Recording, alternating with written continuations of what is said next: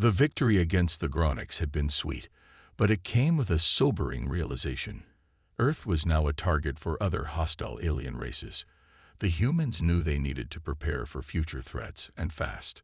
In the months that followed, an unprecedented era of cooperation between humans and Zephyrians began. Scientists, engineers, and strategists from both species worked tirelessly to combine their knowledge and technologies. Dr. Chen led a team of human and Zephyrian scientists at a newly established research facility in the Rocky Mountains. Zorak and Lyra were key members of this team, bridging the gap between human and Zephyrian scientific understanding. One day, as they were working on integrating Zephyrian telepathic technology with human communication systems, Zorak noticed something peculiar about the way humans approached problems. "You always find such unexpected solutions," he said to Dr. Chen, his skin flickering with curiosity. Dr. Chen smiled. "That's the power of human ingenuity. We may not have your advanced technology, but we're really good at thinking outside the box."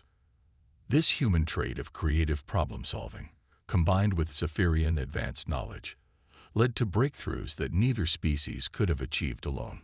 They developed a global defense shield that could detect incoming threats light years away. Human computer experts and Zephyrian telepaths created an unhackable communication network, and in a stroke of brilliance, they found a way to use the Zephyrians' color-changing skin as inspiration for a new type of adaptive camouflage for military vehicles and spacecraft. But perhaps the most impressive achievement was the creation of the MindLink system. This revolutionary technology allowed human pilots to interface directly with their ships, much like the Zephyrians did naturally with their telepathic abilities. It gave human fighters lightning-fast reflexes and unprecedented control over their vessels. As news of these advancements spread, more alien races took notice of Earth. Some, like the warlike Vexers, saw the planet as a threat to be eliminated. Others, like the merchant Calytrians, recognized an opportunity for trade and alliance. The Vexers, known for their massive battleships and planet-destroying weapons, decided to launch a preemptive strike on Earth. They expected an easy victory against what they considered a primitive world. But Earth was ready. As the Vexer fleet entered the solar system, they were met with a surprise.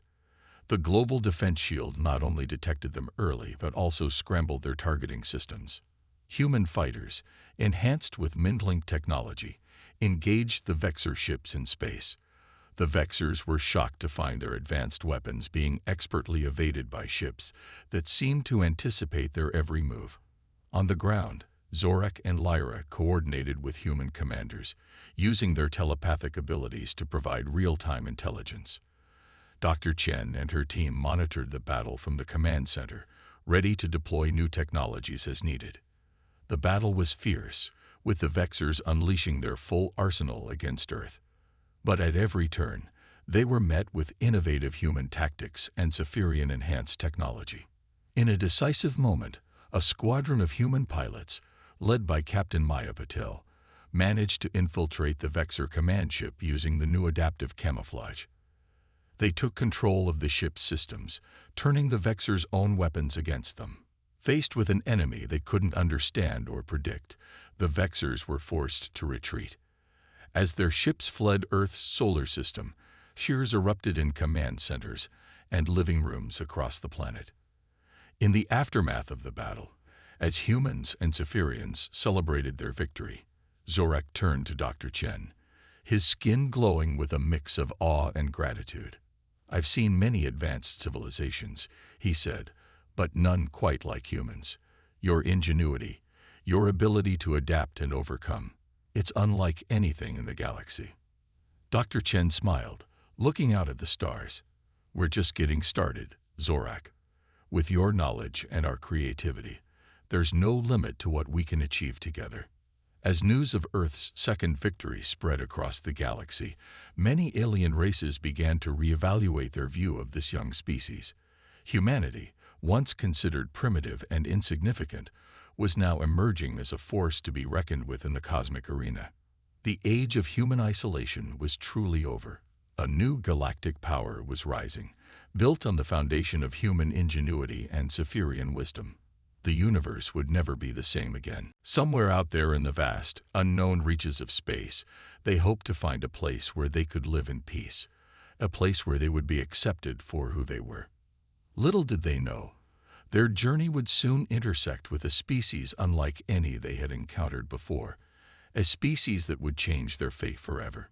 Days turned into weeks, and weeks into months as the Zephyrian Orcs drifted through the vast emptiness of space. Their journey had been long and challenging. Food supplies were running low, and the ship's systems were showing signs of strain from constant use. The initial excitement of their daring escape had faded, replaced by a gnawing worry about their uncertain future. Zorak spent most of his time in the ship's observatory, scanning the stars for any sign of a habitable planet. Lyra worked tirelessly in the engineering section, trying to keep their life support systems functioning at peak efficiency. The stress was taking its toll on everyone. One day, as Zorak was about to end another fruitless scanning session, an alarm blared through the ship. He rushed to the main console, his heart racing. Had they been found by their pursuers? But as he looked at the readout, his skin shifted to a bright yellow of excitement. They had detected a solar system nearby, with several planets that could potentially support life.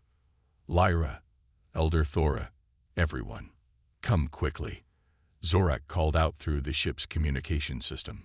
As the Zephyrian leaders gathered around the holographic display, they saw a beautiful blue and green planet, third from its sun. Scans showed an oxygen-rich atmosphere, vast oceans, and thriving ecosystems. It was more perfect than they could have hoped for. But there was something else. The planet was inhabited. Advanced technology signatures were detected all over the globe. What should we do? Lyra asked, her skin flickering between hope and apprehension. We don't know if they're friendly. Elder Thora studied the display thoughtfully. We have no choice. Our supplies are almost depleted. We must take the risk and make contact. As they approached the planet, they began picking up transmissions. Strange sounds and images filled their communication arrays. The Zephyrians worked frantically to decipher the alien language. Suddenly, Zorak's eyes widened. I think I understand some of it. They call their planet Earth, and they call themselves humans. The Zephyrian ships entered the solar system cautiously.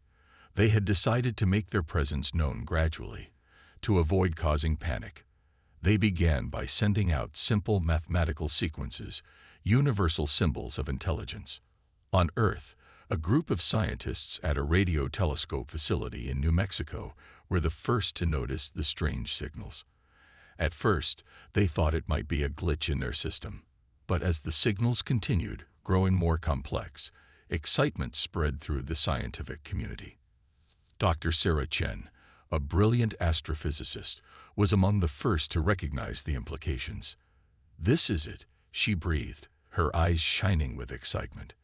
This is first contact. As governments around the world were alerted, the Zephyrians moved closer, entering Earth's orbit. They sent more detailed messages, explaining who they were and why they had come. The response from Earth was not what the Zephyrians had expected. Instead of fear or hostility, the overwhelming reaction was one of curiosity and wonder. Millions of humans around the globe watched their televisions and smartphones in awe as the first images of the Zephyrian ships were broadcast. World leaders, advised by scientists like Dr. Chen, decided to welcome the aliens. A message of peace and friendship was transmitted to the Zephyrian fleet. When Zorak received the message, he could hardly believe it. His skin shimmered with a rainbow of emotions. "They're welcoming us," he said, his voice filled with disbelief and joy. A small delegation, including Zorak, Lyra, and Elder Thora, was chosen to make the first face-to-face contact. As their shuttle descended towards a designated meeting point, they felt a mix of nervousness and hope. The shuttle landed in a large open field. A crowd of humans, held back by security forces, watched in awe. A small group of dignitaries, including Dr. Chen, stepped forward. As the shuttle door opened and the Zephyrians emerged.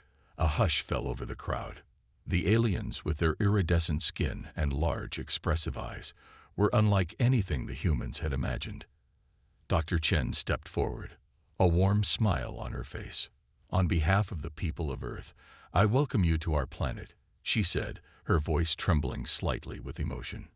Elder Thora, her skin glowing with a soft blue light of peace, raised her hand in the traditional Zephyrian greeting. "We come in peace, seeking refuge," she said, her words translated through a device they had prepared. As the two groups began to communicate, sharing their stories and cultures, both humans and Zephyrians felt a sense of wonder and hope. Against all odds, in the vastness of space, two intelligent species had found each other. Zorak looked at Lyra, his skin shimmering with joy. For the first time since leaving their homeworld, he felt truly hopeful about the future. They had found not just a new planet, but potentially new friends and allies. Little did they know, this historic meeting was just the beginning of an extraordinary alliance that would change the fate of both species and shake the very foundations of the galaxy. 5 years had passed since the Great Galactic Showdown. Earth, once a hidden gem in the cosmic expanse, now stood as a beacon of hope and innovation in the galaxy. The planet had become a melting pot of cultures, not just from around the world, but from across the stars. Zorak walked through the bustling streets of New Jakarta, Earth's first truly interstellar city. Aliens from dozens of worlds mingled with humans, exchanging ideas, goods, and stories. His skin shimmered with contentment as he made his way to the Galactic Cooperation Summit. At the summit, Dr. Chen was presenting Earth's latest breakthrough, a faster-than-light communication system based on Zephyrian telepathy and human quantum computing. This technology promised to revolutionize interstellar relations, allowing instant communication across vast distances. With this system, Dr. Chen explained to the gathered dignitaries, we can create a truly united galaxy. No more misunderstandings due to delayed messages. No more isolated worlds. The alien representatives listened in awe. Many of them had come to Earth expecting to find a warlike species, given humanity's recent military victories. Instead, they found a world dedicated to progress and cooperation. Lyra, now Earth's ambassador to the galactic community, stepped up to the podium. "Friends from across the stars," she began, her skin glowing with a warm, inviting blue. "Earth opens its arms to all peaceful races. Let us build a future together." The response was overwhelmingly positive. Trade agreements were signed, cultural exchange programs were established, and joint scientific ventures were launched. Earth had become not just a military power, but a diplomatic and cultural hub of the galaxy. But not all was perfect. Some human factions, emboldened by Earth's new status, pushed for galactic expansion and domination. They argued that humanity should use its power to rule, not cooperate. In response, Zorak, Dr. Chen, and Lyra spearheaded the formation of the Galactic Ethics Committee. This diverse group of humans and aliens worked to ensure that Earth's influence was used responsibly. "We must remember," Zorak often said in committee meetings, "the very qualities that made Earth strong: compassion, creativity, and cooperation. We cannot abandon these in our pursuit of progress." Their efforts paid off. Earth's technologies, shared freely with peaceful worlds, helped lift entire civilizations out of poverty and conflict. The Mendlink system, adapted for medical use, revolutionized healthcare across the galaxy. Earth's universities became centers of learning for students from thousands of worlds. One day, as Zorak and Dr. Chen watched the construction of Earth's first intergalactic exploration vessel, a thought struck him. "Sarah," he said, his skin flickering with realization, "when we first came to Earth, we thought we were the ones in need of protection. But in truth, the galaxy needed Earth, needed humanity, just as much." Dr. Chen smiled. "We all had something to offer, Zorak. Your people taught us the power of unity and peace. We showed the galaxy the strength of diversity and innovation. Together, We're creating something greater than any of us could have imagined. As if to emphasize her point, a group of young humans and aliens ran past them, laughing and playing. These children, born in this new era of interstellar cooperation, saw no boundaries between species or worlds. The new ship, aptly named Unity, stood as a testament to how far they had come. It was crewed by humans, Zephyrians, and members of a dozen other species, all working in harmony. Its mission was not conquest, but exploration and peaceful contact with new civilizations. As Unity prepared for its maiden voyage, Zorak, Lyra, and Dr. Chen stood with a crowd of thousands to watch the launch. The ship rose majestically, its advanced engines humming with power derived from the combined knowledge of multiple worlds. As it disappeared into the stars, Lyra turned to her friends, her skin shimmering with emotions. "Who would have thought," she said softly, "that our desperate flight would lead to this?" Zorak nodded, his own skin reflecting the twinkling starlight. "The universe is full of surprises, but I think the greatest surprise of all was humanity itself." Dr. Chen laughed, putting her arms around her alien friends. "We're just getting started," she said, her eyes bright with excitement. "The best is yet to come." As they looked up at the star-filled sky, now filled with promise instead of fear, they knew she was right. The age of isolation was over. A new era of galactic cooperation had begun, with Earth and humanity at its heart. The universe would never be the same again, and it was all the better for it. In the weeks following first contact, Earth buzzed with excitement. Humans and Zephyrians worked together, learning from each other. The Zephyrians shared their advanced medical knowledge and telepathic abilities, while humans introduced them to the rich diversity of Earth's cultures and the tenacity of the human spirit. Zorak and Dr. Chen had become fast friends, often discussing the similarities and differences between their species. One day, as they walked through a busy city park, Zorak's skin suddenly turned a deep purple of worry. "What's wrong?" Dr. Chen asked, noticing the change. Zorak hesitated before answering. "Sarah, I fear we may have brought danger to your world. The races that chased us, they might follow us here." Dr. Chen's face grew serious. "We should inform the authorities immediately." Their fears were not unfounded. In the depths of space, a Gronic warship had picked up traces of the Zephyrians' trail. The Gronic commander, furious at losing their easy prey, had decided to pursue them across the galaxy. As the Gronic ship entered the solar system, Earth's early warning systems blared to life. Panic spread as the news of an incoming alien threat was made public. But instead of turning against the Zephyrians, something unexpected happened. World leaders, advised by both human scientists and Zephyrian elders, decided to stand with their new alien friends. "The Zephyrians came to us in peace," the UN Secretary-General announced in a global broadcast. "We will not abandon them in their time of need." Humans around the world rallied in support of the Zephyrians. Social media exploded with messages of solidarity. #WeStandWithZephyria became the top trending topic globally. As the Gronic ship approached Earth, they sent a message demanding the humans hand over the Zephyrians. The response they received shocked them. "This is Admiral Helena Rodriguez of Earth's United Defense Force," came the reply. "The Zephyrians are under our protection.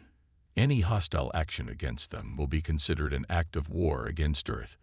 Leave our solar system immediately."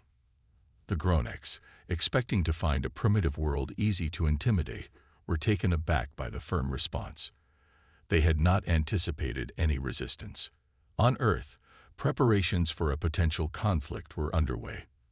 Zorak watched in awe as humans mobilized with incredible speed and determination. Military forces were put on high alert, and scientists worked round the clock to integrate Zephyrian technology with Earth's defense systems. "I don't understand," Zorak said to Dr. Chen. "Why are you risking so much for us? You barely know us." Dr. Chen smiled. "Because it's the right thing to do. Humanity has a long history of standing up to bullies. Besides, we protect our friends. The Gronex, believing their superior technology would easily overwhelm Earth, launched an attack. But they were in for a surprise. Earth's forces, bolstered by Zephyrian insights, put up a fierce resistance. Human pilots, flying ships enhanced with Zephyrian tech, engaged the Gronek fighters in Earth's orbit. The battle was intense, with losses on both sides. But the humans fought with a ferocity that caught the Gronex off guard. On the ground, Zorak and Lyra used their telepathic abilities to coordinate with human commanders, providing real-time intelligence that proved crucial in repelling Gronek landing parties. As the battle raged, news spread across the galaxy. Other races watched in disbelief as this unknown species, humans, stood toe-to-toe with one of the most feared warrior races in the galaxy. After hours of fierce fighting, the Gronex were forced to retreat. They had underestimated not only the humans' technological capabilities, but also their indomitable spirit and unity. As the Gronek ship limped away from Earth, defeated and humiliated, cheers erupted around the world. Humans and Zephyrians celebrated together, their bond strengthened by the shared victory. Zorak looked at the night sky, his skin shimmering with gratitude and amazement. They had found more than just a new home on Earth. They had found true allies, unexpected defenders who had risked everything to protect them.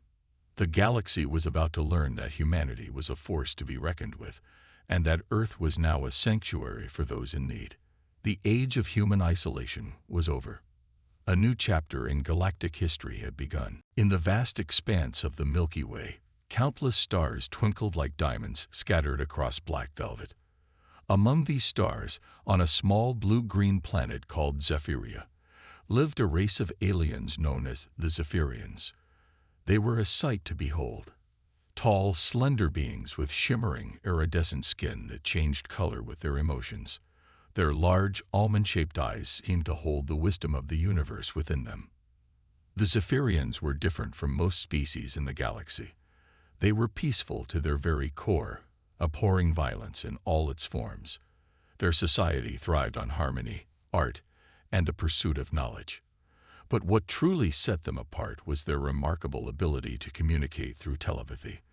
They could share thoughts, emotions, and even memories with a mere touch of their elongated fingers to another's temple. However, in a galaxy where might often made right, the Zephyrians were seen as weaklings.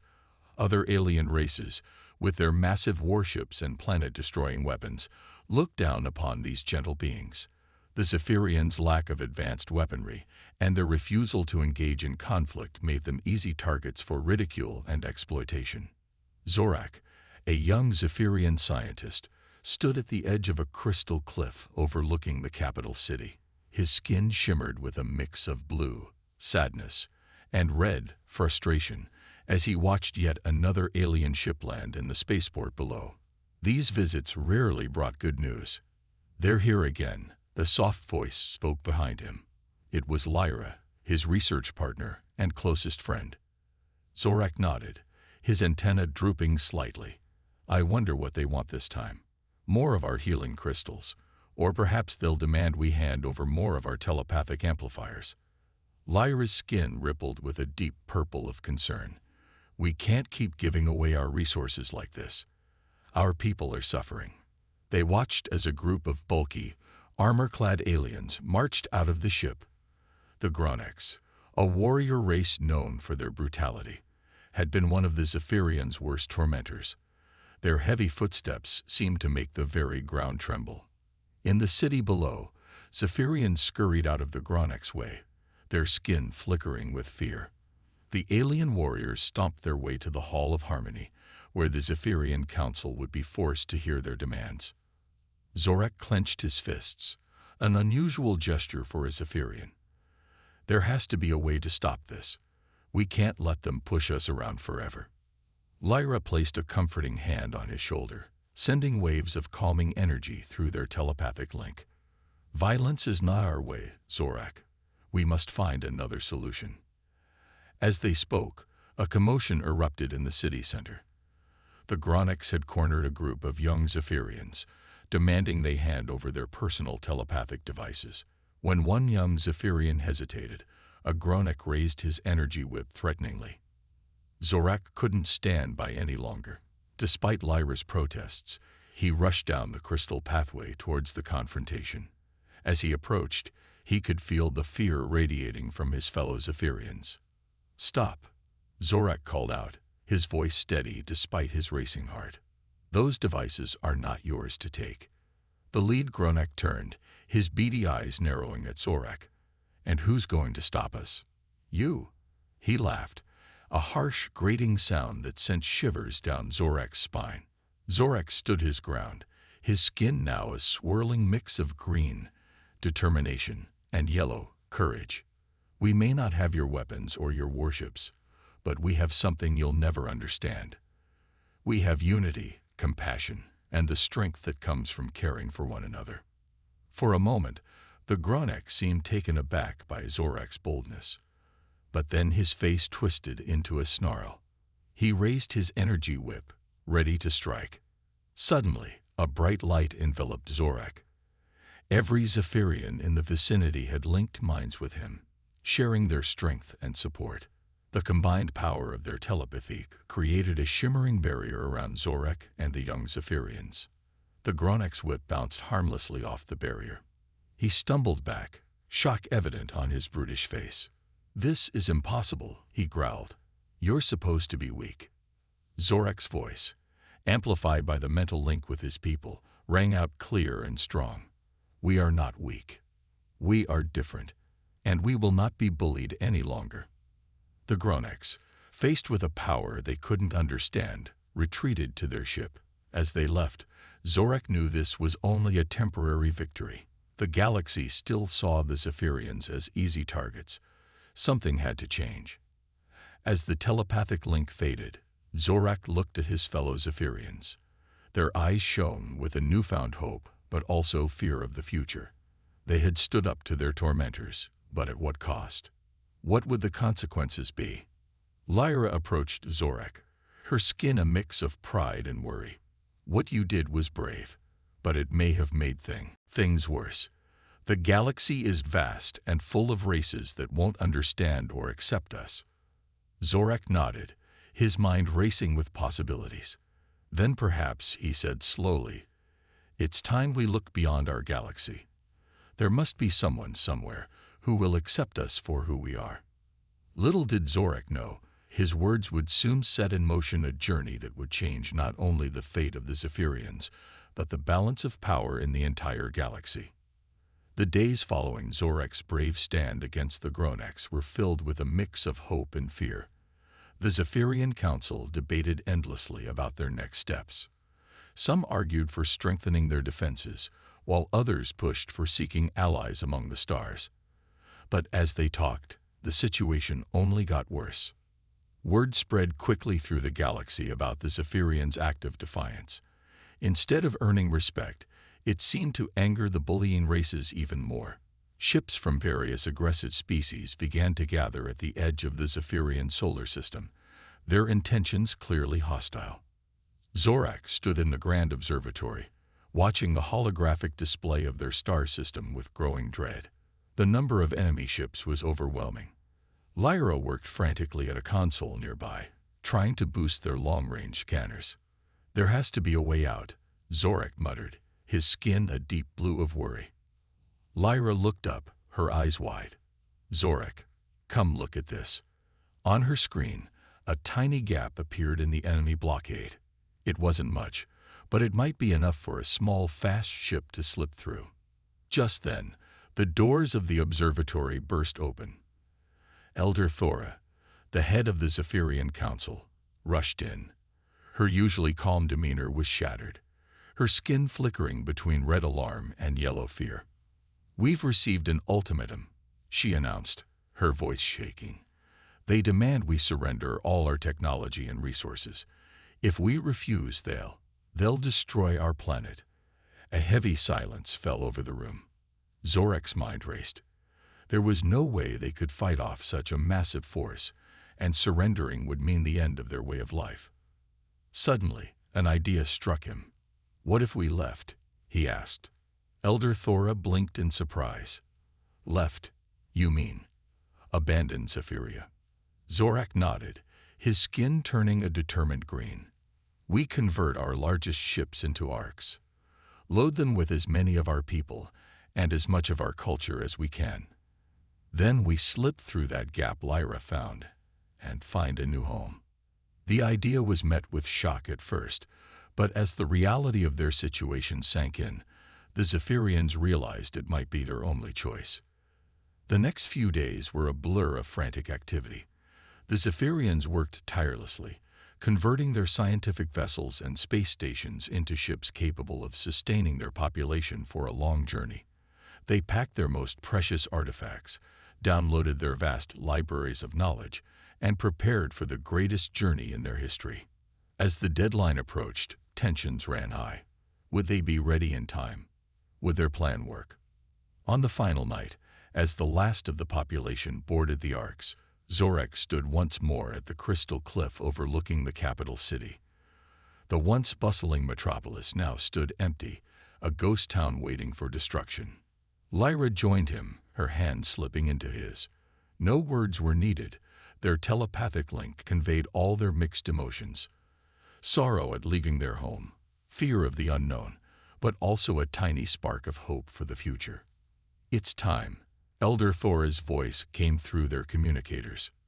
With heavy hearts, Zorak and Lyra made their way to the command ship. As they strapped in, the view screen showed the beautiful blue-green surface of Zephyria for the last time. The engines of the massive Orcs hummed to life. Slowly, silently, they rose into the atmosphere. The Zephyrians held their breath as they approached the blockade. Would their stealth technology hold? Would they be spotted? Tense minutes passed as they navigated through the gap in the enemy lines. Alarms blared as they were finally spotted, but by then it was too late. The Zephyrian Orcs engaged their faster-than-light drives, disappearing into the depths of space in a flash of brilliant light. As the stars streaked by outside, Zorak felt a mixture of relief and uncertainty. They had escaped, yes, but to where? The galaxy was vast and largely unknown to them. Where could they find safety? Elder Thora's voice came over the intercom, steady and reassuring. My fellow Zephyrians, we have taken our first steps into an uncertain future. Our journey will be long and fraught with challenges. But remember, we carry within us the strength of our unity, the power of our compassion. Together, we will find a new home. As her words faded, Zorak and Lyra exchanged a look. They had saved their people from immediate destruction, but the real test was just beginning. The news of Earth's victories against the Gronics and Vexers spread like wildfire across the galaxy. Many alien races watched with a mix of awe and fear as this young species, barely out of its own solar system, defeated two of the most aggressive forces in known space.